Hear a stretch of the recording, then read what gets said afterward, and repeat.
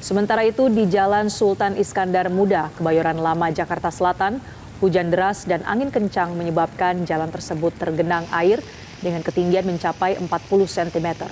Akibatnya sejumlah sepeda motor mengalami sin alias mogok usai memaksakan untuk menerjang genangan yang cukup tinggi.